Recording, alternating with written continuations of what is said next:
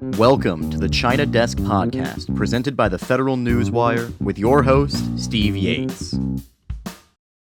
Welcome to the China Desk Podcast, episode 26. I'm your host, Steve Yates, Senior Fellow at the America First Policy Institute and Chair of the China Policy Initiative. A reminder to our audience, for whom we are most grateful. Viewers can watch the China Desk on YouTube or subscribe to hear all our interviews on Apple, Google, Spotify, and most other podcast providers. You can always access our podcasts at thefederalnewswire.com. My guest today is Meg Rithmire, the F. Warren MacFarlan Associate Professor at Harvard Business School's Business, Government, and International Economy Unit. Professor Rithmire holds a PhD in government from Harvard University, and her primary expertise is in the comparative political economy of development with the focus on China and Asia. Her first book, Land, Bargains and Chinese Capitalism, examines the role of land politics, urban governments, and local property rights regimes in the Chinese economic reforms. Her new book investigates the relationship between capital and the state and globalization in Asia, comparing China, Malaysia, and Indonesia from the early 1980s to the present. The book, Precarious Ties, Business and the State in Authoritarian Asia, examines how governments attempt to discipline business and, second, how business adapts to different models of state control. Her work also focuses on China's role in the world, including Chinese outward investment and lending practices and economic relations between China and other countries, especially the United States. Meg, with that, we welcome you to the China Desk. Let's jump in. Well, Great. As I mentioned in the pre-program, we like each time to talk a little bit with our guests about what brought them to this part of their life, where we're talking about how companies operate inside China, how governments and multinational corporations interact, and et cetera, et cetera. My guess is that in your early education, you didn't sort of wake up one day and say, I want to be an associate professor at Harvard Business School, as much of a fine objective as that might have been. But tell us a little bit about what your journey was in education, life, exploration that moved you somewhat in this lane. Sure. Well, it's great to be here and have a chance to discuss my work and talk about China with you and connect with your listeners. You're right. I did not grow up with the ambition to become a China scholar. I'm not sure I would have known what that meant when I was in elementary school or even in high school. But I grew up in Atlanta, and I was very interested in the rest of the world, and I thought for a long time that I wanted to learn to live in another country, in another society. I never really imagined it would be a non-Western society. But when I was in high school, in a public high school in Atlanta, I had a friend, a classmate who was born in mainland China, whose parents were part of the amnesty generation. So they were graduate students in the United States in 1989 after the Tiananmen crackdown, and were granted amnesty in the United States. And the father was a novelist, and I really kind of encountered intellectual life first through a Chinese family. And I found their journey particularly interesting, and the idea of living, an intellectual life of the mind and thinking and writing. I found that very interesting. But I was also just fascinated by what I didn't know about this huge country that I'd never really encountered or studied before. And so when I went to college, I went to Emory University in Atlanta. And when I got there as a freshman, I decided just to take Chinese, just to see what it would be like. And I was the only non-heritage learner in my class. This was 2000. So that's not the case anymore. Chinese language programs have seen remarkable enrollment. And so I discovered I was pretty okay at it, at learning Chinese. And my first trip to China was in the summer of 2001, which was a very exciting time. China had just acceded to the WTO. The Beijing Olympics were announced that summer while I was in Beijing. So it was just this optimistic moment. And I thought it would be interesting to further my language skills and start to, read literature from this country. And, a series of serendipitous events brought me to social science.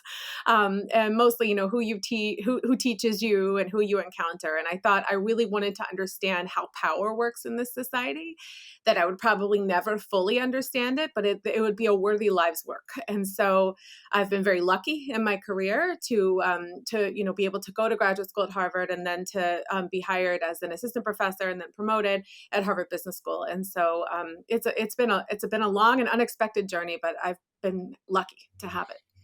Well, we have in common that sort of dabbling with Chinese language early in college is sort of takes life and career in an unexpected direction. Yes. Talk a little bit about where did you go in China, and back at Sure. that time, what were sort of your key observations and takeaways? Well, my first trip to China was, and it was actually my second trip outside the United States, was, as I said, in the summer of 2000. And I landed in Shanghai as, you know, a 19-year-old. And then I went, I spent the summer in Xi'an, which is, you know, one of China's ancient capitals, learning Chinese and learning Chinese history and kind of encountering this society for the first time. And what was so interesting to me was that at that moment, no one really knew what the rules were in China, and you could see it, right? Everywhere from, you know, the street. I visited a factory for the first time just by virtue of having said yes to some, you know, Chinese classmate that I met who said, "Do you want to see my father's factory?" And I thought, yeah, I'll see anything, actually. And it was, you know, a factory that made bra clasps of all things. Mhm. But you first get this insight into, oh my goodness, look at the scrappy scale of what these entrepreneurs are doing in Chinese cities, and how does this work? And, you know, how do they find the other firms to which they sell these products and get the orders? And so I became interested in that. But I was really most interested in humanities at that point. I was interested in Chinese literature and things like that, Chinese history. And so I came to political economy gradually. But at that moment, you know, people were very optimistic about the future, right? That we just don't know what the rules are, but the momentum is that this country is changing, it's globally integrating. People were interested in someone like me and trying to understand, you know, why I was there and what I was doing. I went to Tibet actually that Huh. summer, which was very interesting. You had to fly, you couldn't take the train yet, and many people I encountered in Tibet had really never seen, you know, foreign students before, and so that was just a really fascinating experience for me. And I thought, you know, once again, I could study this forever and never really understand how people are thinking. But I mean, the other interesting thing to me was, you know, how nostalgic people were in a way about the past, but how little they were willing to talk about it in detail. Mhm. And so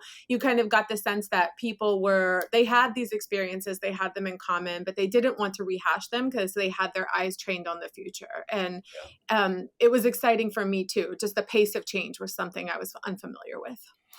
Yeah, well, it does bring back some memories to me of thinking through how, as you referred, the rules that where there were periods where there were no rules, and or if they just weren't really actively shared or enforced, and you kind of learned as you went, and hopefully didn't trip any wires too badly and get into trouble. But you were able to go to some areas.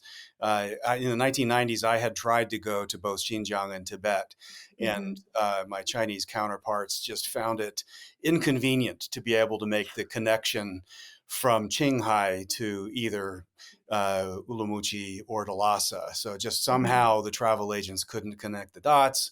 But if, you know, whatever I wanted to learn about Tibetans, Buddhists, Muslims, what have you, we'll help you out here. No worries. So we had Right. a little bit of that experience. I think you might have had a little better advantage of flying under the radar as a student, I uh, think so. going Yeah. through. Those times now. I mean, if you look at 2000, 2001, you were there at 9/11, which is probably an interesting angle of vision on the world taking a spin.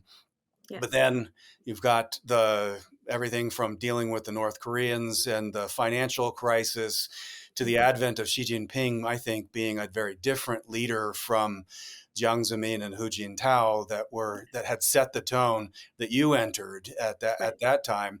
But with that as a little bit of a backdrop, can you share a little bit about what you see as kind of your key takeaways of the China that you experienced and the subject matter you jumped into, and how it has somewhat changed in the arc of the last 20 plus years? That's a huge question. And yes, you're right. Those simple days of hopping on trains and buses and going wherever you want. When I spent about 6.5 years total in China over the course of my time as a China scholar and a student of China. And in that time, I traveled to every province in China except for Hainan because I couldn't afford Oh, the airfare as a graduate student. So, being able to see absolutely, all these different parts of China and the pace of change. And, you would start in Beijing and then travel for 2 months, come back to Beijing, and the hotel you had stayed in 2 months ago is gone. huh, So, I remember a lot of that time. And really, I came of age as a China scholar doing my PhD, in, as you said, the era of Hu Jintao and Wen Jiabao, where things were a lot more open. I mean, my first book, which you said you started the podcast by saying my first book on Land Bargains and Chinese Capitalism, which is really on the political economy of real estate, urbanization, land politics. I was able to access municipal and provincial archives, do site visits with local government officials to talk about the ways in which land policy was changing and the urban borders were changing.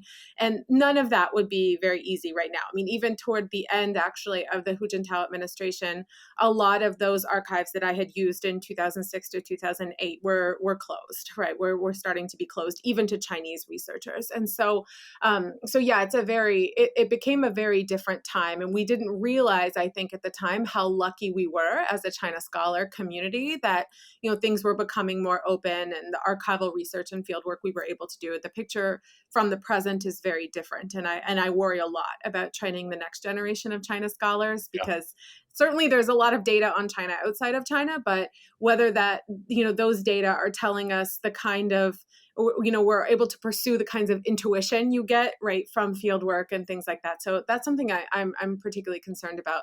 But, in terms of the substance, how China has evolved, it was an interesting time over the course of the 2000s. And my co-authors, Margaret Pearson and Kelly Tsai, and I have done a lot of work on the shift of China's political economic model and trying to explain it and even locate it temporally. So, almost everyone would agree China has shifted. It's more of a politics and command model under Xi Jinping rather than an economics and command model. And, what the reasons behind that are really many, right? So I was in China, yes, I wasn't in China during 9/11, but I was there during the run up to and then the invasion of Iraq, which was an Yeah. interesting time to be in China. And then I was there during the global financial crisis. I was there during the Bo-Xilai conflict, a lot of that time, or what became a conflict, but was really quite an interesting moment in Chinese elite politics, and also back and forth between China and the United States during the color revolutions, as well as the Arab Spring. And so all of this was kind of refracted through China in a sense that amplified what my co-authors and I call the party state's sense of risk as paramount, political risk, economic risk.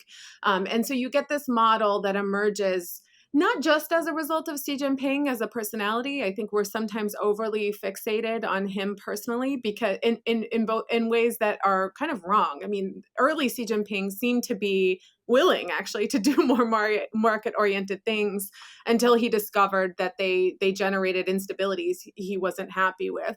But also plenty of the more conservative moves preceded him as well. And so that long shift, it's hard to say there was some shock and then China suddenly changed. It was more of a gradual evolution rather than some sort of premeditated plan or a shock. But certainly the China we have now is fundamentally different from the one that we had in the 2000s and the one that we expected or many people expected to emerge. Yeah. Well, I think the way you've framed it, it really does have kind of a Back to the Future kind of feel to it, in the sense that, when from the 80s and before, anyone who was really an expert in analyzing China did that from Taiwan or Hong Kong or other basically outside looking in means. And it's sort of where the bedrocks of Pekingology kind of were made Right. through all of that. And we then in the more in the later 80s and in the 90s, things really opened up much more. Of course, there was the really tragic period of the Tiananmen Square crackdown, but really that was more widespread than just Beijing. But Jiang Zemin as a leader wanted to try to resuscitate some of the things that were more accepted before, quickly after that period passed. And so there was this explosion of access, and you could have people go and spend meaningful time inside China and access real information. And so just the ability to access is kind of going back to where things were before. But then this politics first framing, which I think is accurate, is kind of a blast from the past. It's what the assumptions were through the whole Mao era. And there was a lot of that caution that was pulled back because of the risk reward perception of, the world wants to come and shower us with money and access. And so why wouldn't we say yes? People had, as you said, they didn't really want to talk a lot about what they'd been through, but it was a scarring experience politically, economically. The definition of family and survival had gone through a meat grinder. And so people were hungry to try something different. And here was this opportunity. So to me, I think really for the Chinese people, but also from an American interest point of view, it's tragic that China's leadership and sort of culture has gone in this sort of different direction. They have their own calculus, and that's what we want to talk a little bit more as we pivot a bit more into some of the subject matters that you have researched and commented on. But before we do that, one last bit of the intro. Not everyone knows about Harvard University and Harvard Business School and what the particular unit you work in specializes in. So would you share a little bit about kind of the mission of your work in that unit and how it relates to our topic? Sure. I'm happy to talk about that, and eager to talk also about this new era in China and what we can make of it. So I've been here for 12 years at Harvard Business School, and I'm in the one department at Harvard Business School that, decidedly does not focus on how firms make money. So we're the people who teach the macroeconomics, we teach political economy, we teach about politics, about revolution, about, democratic backsliding, all kinds of things, basically anything that affects the environment in which people do business, which is, it turns out, quite a broad remit. But my particular department comprises economists as well as political scientists like me and historians. And so that's been a really fun, it's been a really fun intellectual kind of place for me to be, in the sense that I get this interaction from colleagues, economists who, want me to explain, what happened with the town and village enterprises in China. That's what I really want to know. That was, a question I had during my job talk and my job interview here. And I thought, oh, fine, these people think broadly. I'm happy to talk about that. And then, the historians who want to say, is it okay to call China an empire? So I feel it's been really fun to be pushed in those directions. And then in the classroom to be pushed to compare China, right? Because I don't teach just courses on China. I teach broadly courses on globalization, on political economy. And so trying to figure out what China is kind of a case of. And that actually pushed my work to be more comparative. And so the second book that you mentioned, Precarious Ties, which was published this year, is comparative. It looks at Malaysia and Indonesia as well as China. And the question there was really, how do authoritarian regimes have financial systems? How does that work? And, the answer is, it doesn't work very well, but we can talk about that. But in any case, I feel like it's expanded, my interlocutors in a way that I get to talk to all these business practitioners, both from China and the rest of the world and the United States, who have had experience in China, and then, be pushed to think about, how do I synthesize information about this in a way that can convey what I know about China to somebody who is, a practitioner who might not be that interested. So I was sort of trained academically to teach courses on, Chinese politics from revolution to reform, or, think China in the world. And I'm able to teach a lot of that material, but it's got to be presented in a way where, it's sort of digestible to people who aren't political science majors or aren't graduate students in political science. And that's enabled me, I think, to move my research in different directions. And certainly the access I get as being part of Harvard Business School is wonderful as well. But yeah, that's what my teaching and my research does here. I teach mostly MBA students, and that's a lot of fun also. Well, excellent. I do think that it's certainly been my experience. And I think it's important for all of us as we learn and grow in these fields. And I've been doing this for more than 3 decades. I'm ashamed to admit. But you learn a bit about yourself and kind of the lane that you're running in as you get these other perspectives. I think what you described in the comparative experience and what you have with the interaction with different colleagues. In my career, I've come across a lot of different China experts, but you can kind of get a condominium unto yourselves. And in a way, it's self-reinforcing assumptions. And in some ways, you lose a sense of how China's existence is different from other parts of the world.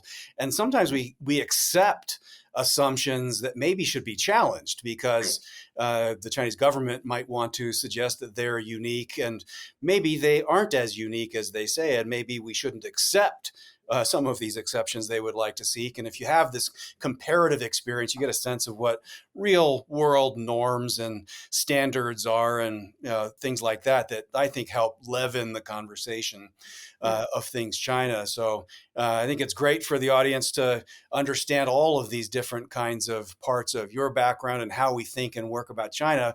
But let's maybe begin with some of the basics as we talk about the Chinese government and business inside of China.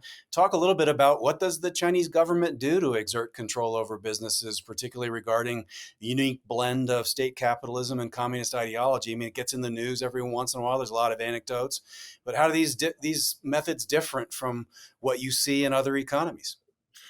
Sure. So, and everything I'll say in response to that. So that, just this question of what is the influence of the party state on firms? And I'm going to speak only to the current moment, Yeah. which is, because historically, you could answer anything from nothing to everything. But at the current moment, as I said, my co-authors and I call it party state capitalism, and we mostly mean it differs from state capitalism. State capitalism, is a term that is applied to India, Brazil, as well as, China or Russia, et cetera. And so those, India, Brazil, even Norway, which is, India, Brazil, and Norway are democracies, right? And so sometimes people say state capitalism is, this thing where you have the commanding heights of, or in globalized sectors like oil or finance, you have these national champions, which are subsidized by the state, et cetera.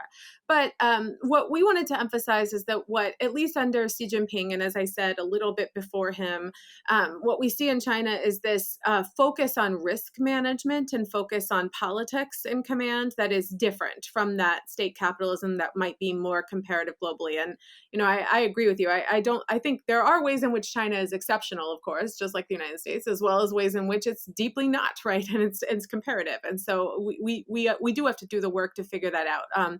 But this kind of politics and command model has certainly manifested in this broader party state or efforts toward party state control over the economy. And you see that in a bunch of different ways. You see it in corporate finance with the rise of corporate shareholding, that the CCP actually holding shares, not just in the state-owned enterprises, these classic, large firms at the commanding heights, but also minority stakes in a lot of traditionally privately owned firms in China. You also see it with, the party cells, which are, have always been required by the Chinese constitution. If you have 3 or more party members, you're supposed to have a party cell. But now being more kind of diligently enforced, as well as, these laws that we've seen in China, such as the national security law, national intelligence law, which have given the state a broader remit to intervene in the assets of firms. What we don't know is whether any of that works, right, to actually facilitate state control. And so there's an interesting, a way in which it's interacted with, politics elsewhere. So for example, in the United States, you have people like John Cornyn and others saying, from the perspective of U.S. national security, there's no difference between the private sector and the state sector. I don't think that's wrong, right? Because what we see is the party state's potential ability to intervene in any firm, right? And so, my favorite part about that is when people say, 12 years ago when I would go to, DC or something, people would say, Meg, who really owns Huawei? Now, no one asks that because they don't think it matters who owns Huawei. It doesn't matter who owns any company because basically the belief is that the Chinese government can intervene no matter what the ownership structure is. And that's not wrong. The potential is there. It does not, though, mean that there actually is no difference between a private sector firm and the state in all instances. And so it's incorrect, I think, to read it as everything any Chinese firm does is a reflection of what the Chinese government wants, or even to say that the Chinese state does have control over those companies. In fact, what I've emphasized is a kind of dual logic of what they're doing, which is, one logic is a kind of international strategic logic. And we see that with China's industrial policy and things like that they want to take, say, minority shares in frontier firms on the cutting edge of technology, because that's part of the state's strategic goal in industrial upgrading, and in civil military fusion and a bunch of different things. But the other logic is that actually, the Chinese Communist Party does not trust its own domestic firms, not at all. They don't trust them to be financially, reasonable and prudent. They don't trust them not to subvert the state's interest. And so a lot of that party-state encroachment on firms is defensive, right, and a reaction to distrust. And so I think it's incorrect to read it as kind of they do control all the firms. In fact, we might see that their effort to control firms is in fact evidence that they don't, and that they don't trust those firms.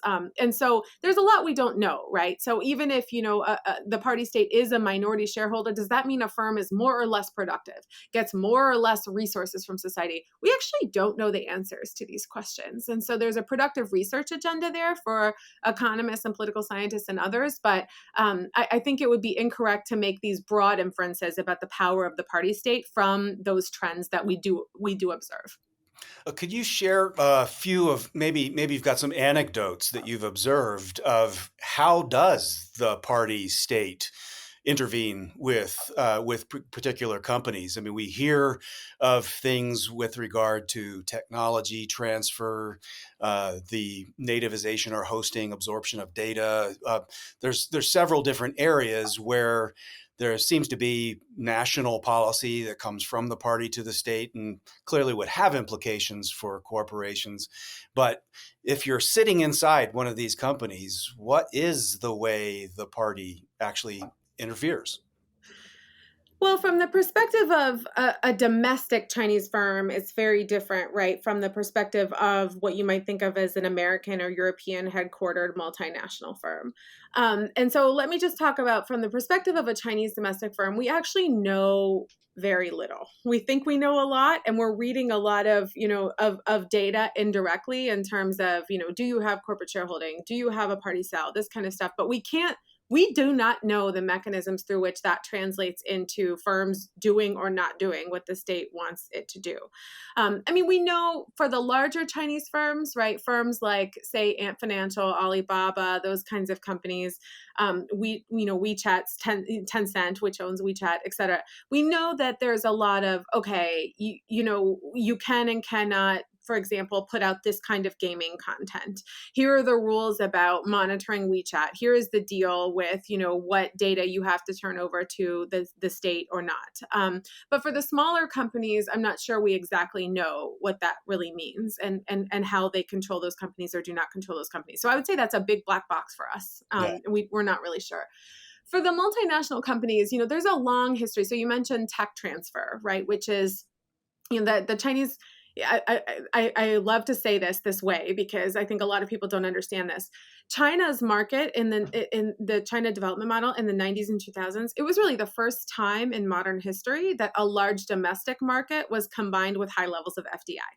So when you look at for foreign direct investment, right, from the rest of the world. So when you look at even the experiences of the East Asian tigers or Japan, Japan, Taiwan, Singapore, Korea, they had protected domestic markets, actually. Mm-hmm. They did not have a lot of global competition and global investment in those markets. They had export-oriented industrialization, but from firms that were protected by those home governments. Whereas in China, you got a lot of foreign direct investment, and a lot of it wanted to access the Chinese market, right, as a sales platform, as well as using Chinese labor and Chinese R&D as a cheaper way of developing the products that they were developing. And so China used its own market as leverage. And from its perspective, why wouldn't it, right? If you want to access the Chinese market, then why should we be content just to do low value add manufacturing, attaching one widget to another widget and letting global multinationals make all the money from this? We want technology transfer as it happens. We want to upgrade our skills. We want to upgrade our domestic firms. a lot of that happened naturally, in a market sense, in that foreign direct investors, were coming in with high-end technology, but expensive processes. And then you had the low-end Chinese firms that wanted to compete with them by raising their product quality. And then at the high end, they're lowering their quality just a little bit and lowering their cost significantly. And this competition for the Chinese middle market both kind of spurred innovation from the top end of the market to make new products, the famous phrase is it's a good enough product for a good enough market. And then, from the low end, those Chinese manufacturers, the domestic firms, upgraded in that way. But the tech transfer part of it, which is currently active in American politics in really important ways, is that companies basically were sometimes presented with options of, look, if you're going to get contracts to access the Chinese market, I'm going to need you to contractually commit to giving Chinese firms some of your IP. Mm-hmm. And there's a lot of discussion right now about firms being forced to sign technology transfer agreements. And it's really an interesting thing. We need a lot more knowledge about how this worked, because many firms were happy to do that because they thought it enhanced their competitive edge, right? Either their competitors were going to do that, or, I teach one particular case to my students about a company that said, sure, we will transfer basically the exactly on the edge technology, and it's going to incentivize us to speed up and develop the next round of technology. A lot of global firms are really successful in doing that without actually nurturing their Chinese competitors, whereas other markets, they did nurture their Chinese competitors in ways that I think they end up regretting. So I'm not sure that we have a broad judgment about that period, whether it was good or bad for international businesses, but certainly, the state has always been there, even before Xi Jinping, right? Companies have to have relationships with local governments. They have to have relationships with sometimes joint ventures on the ground in order to navigate China's institutional environment. And it has helped global multinationals. It has also helped the Chinese economy. And now I think we're reevaluating a lot of those sacrifices that companies made to figure out whether they were worth it and whether what was good for corporate interests was good for the U.S. national interest. And I think there's a lot of unanswered questions there. Actually, it's not easy to say one way or the other. Yeah. Let's flip the script a little bit. We talked a little bit about what the Chinese government or the party states' role is, or the means are that they might try to shape or extract benefits. Talk a little bit about what do multinational corporations do in terms of adapting their operating strategies to deal with state policies. That could be anything from the sort of human rights realms of censorship, surveillance, strict controls on online communications, to sort of the themes du jour of ethical and social responsibilities.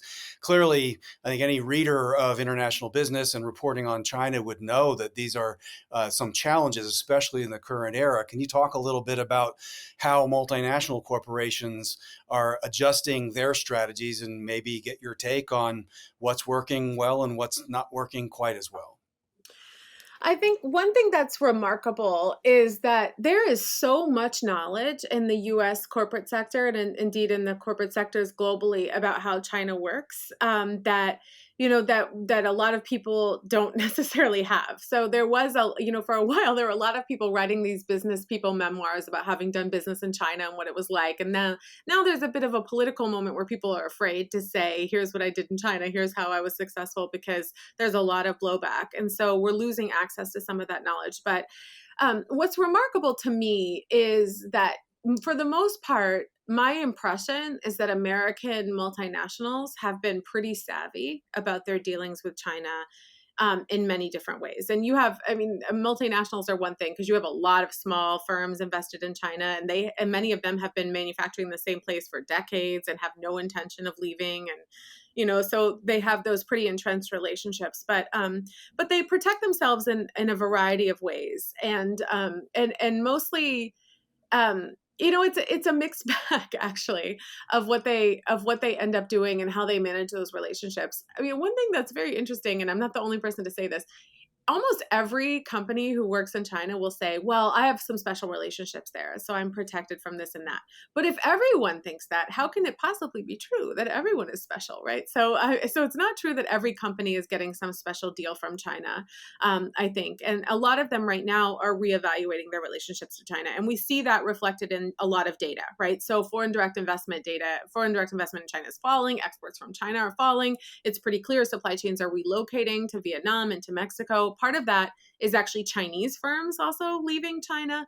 And why they're doing that, we're not entirely sure, although we can generate a lot of hypotheses. But in terms of why firms are they are leaving now, what the challenges are. I mean, so a lot of companies, of course, are reacting to trade conflict between the United States and China, and also reacting to a kind of de-risking strategy on the part of the U.S. government, which is pushing companies to develop China plus one strategies and to reorient their supply chains. But a lot of it is a reaction to what China is doing, right? Mm-hmm. So, when you and I were coming of age in China, it was kind of an age in which, as I said, the rules were uncertain and everyone was really optimistic. For the most part, this generation of Chinese people has not experienced the power of the authoritarian state until the COVID lockdowns. And then they did. And, the effects of that are everywhere, right? In terms of pessimism and how people are feeling, trust in the government. We have a hard time measuring these things right now, but anyone who's been to China in the last year can attest to a sense of malaise, right? And Evan Osnos has written about China's age of malaise. And I thought that was a good piece in the New Yorker. But in any case, what you have is, a lot of companies also saying, oh my goodness, this government can work against me just as it works for me. And now I'm seeing a lot more pressure to indigenize technology. The Shanghai port shut down in 2022, which completely, jeopardized these global supply chains and make companies really rethink whether they can trust being in China. So a lot of that is, not necessarily government pressure from the West, but actually company bottom line saying, look, we do have political risk strategies and here's how we're implementing them.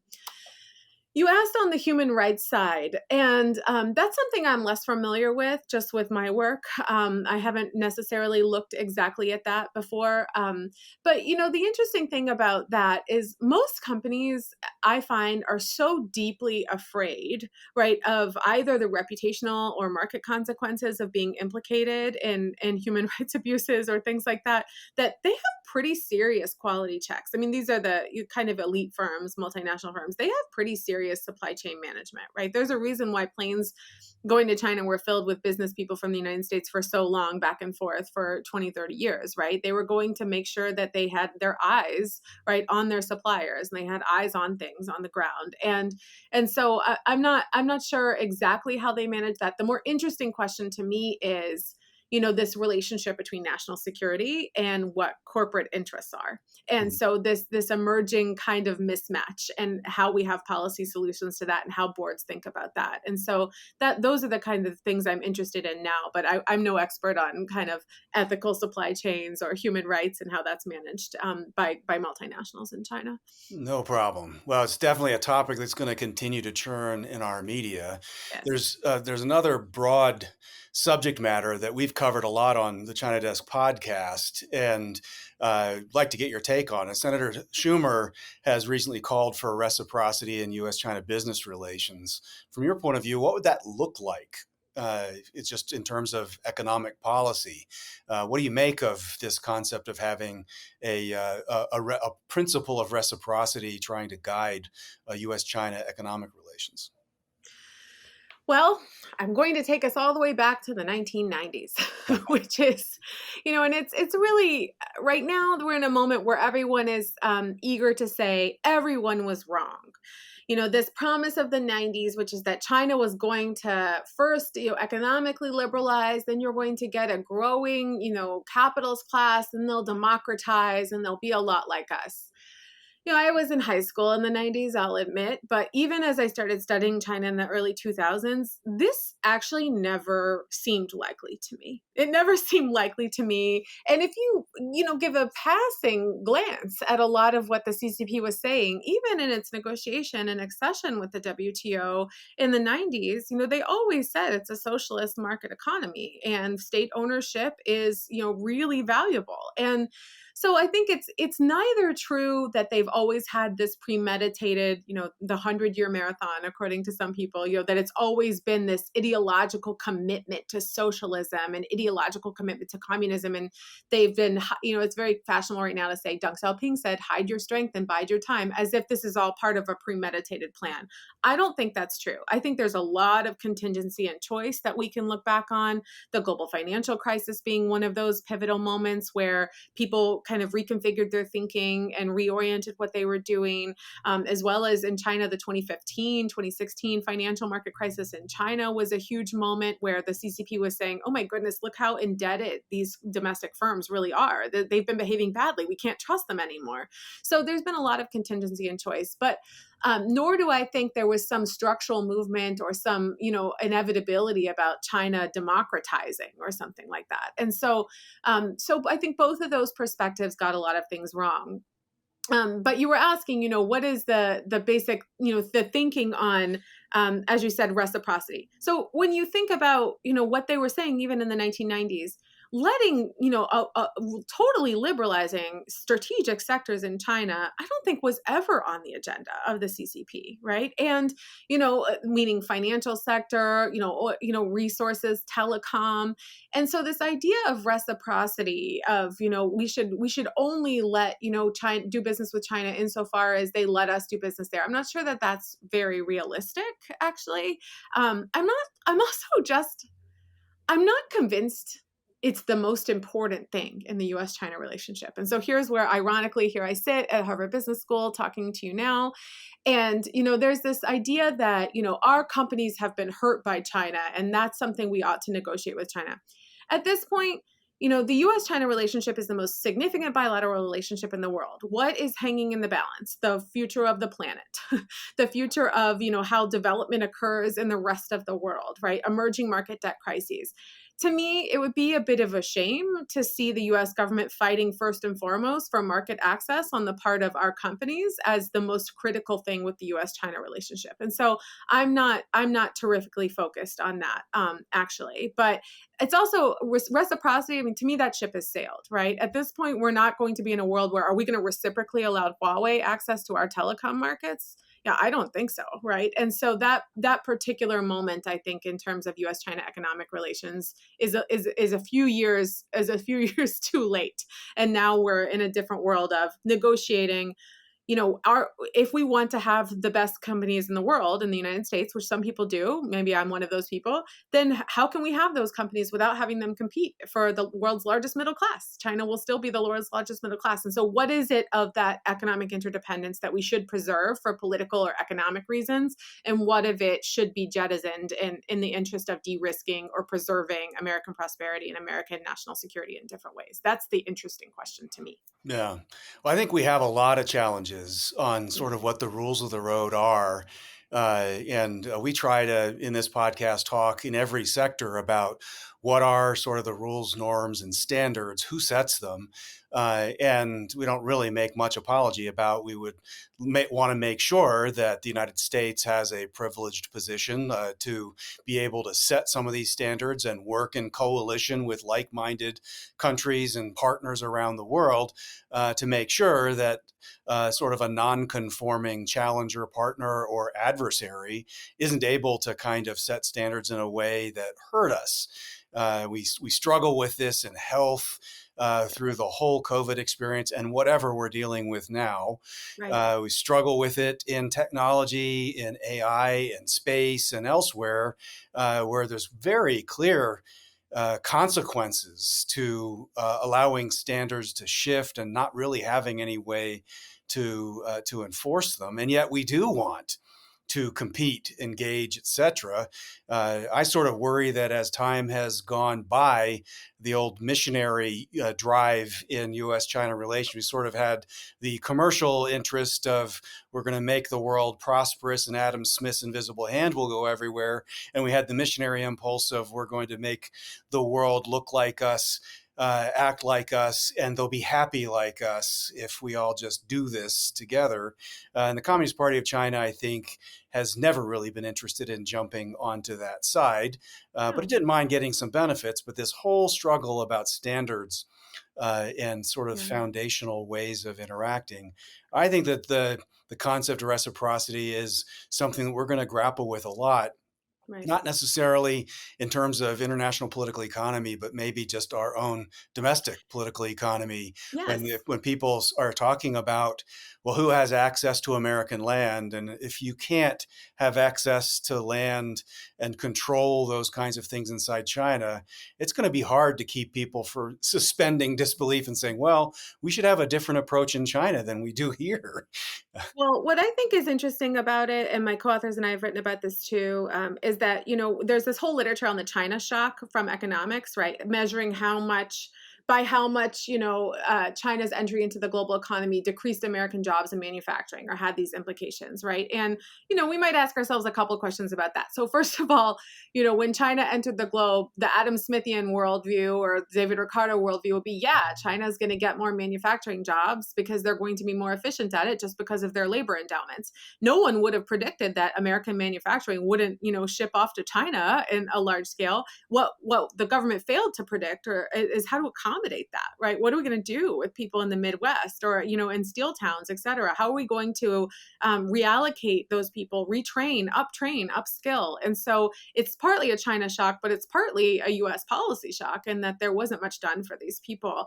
But then the second thing about that is that China's model, as you say, is a unique political economic model. It was not anticipated by the WTO. It is not anticipated that we have this, whether it's state capitalism or party state capitalism, no one anticipated the quality of this model in terms of its form or its substance. And so we have to ask ourselves a series of questions about how we react to that, right? Do we react to that by, and there's a bunch of reactions. Industrial policy is a reaction to that. Increased screening mechanisms, export controls, as you said, debates about land. My concern as an American citizen is how do we preserve, right, what's very American about what we do, right, with that. And so not to react to China by becoming more like them, but rather react to China by preserving what we do, right, which is procedural justice, right? We do open institutions, institutional clarity and processes. And so, there's a wide variety of reactions from everything from, as you said, obsessions about Chinese land to something like the Department of Justice's China initiative, which, is now shut down. But I would say that's the kind of reaction that doesn't necessarily preserve American universities and open science. Whereas, something like the bipartisan overhaul of CFIUS was really a nice moment of saying we're going to deal with this challenge institutionally and collaboratively. And so we as Americans get to choose how we react to it. But the fact that it's a problem is, I think, undisputed, right, by anyone.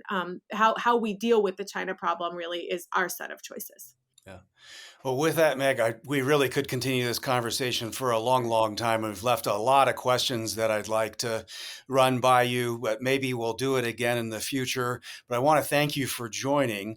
Before we get to our outro, for our audience, where do they go to best follow your research, commentary, and your publications? Thanks. I'm not on Twitter, so unfortunately, no Twitter for me. But my work is always published on my website, both my HBS website and my personal website. And so happy to have people read along there. And as new things come out, I'll certainly let you know. But I appreciate the chance to discuss it with you today. Thank you, Steve. Excellent. Well, for our audience, if you enjoyed today's China Desk conversation, please tell your friends and consider subscribing on YouTube or your preferred podcast platform. Thank you for joining, and thank you to Professor Meg Rithmire for sharing her perspective. Until next time, I'm Steve Yates here at the China Desk. Thank you for listening to the China Desk podcast, presented by the Federal Newswire and hosted by Steve Yates. Check out the Federal Newswire's family of websites, as well as their social media stream.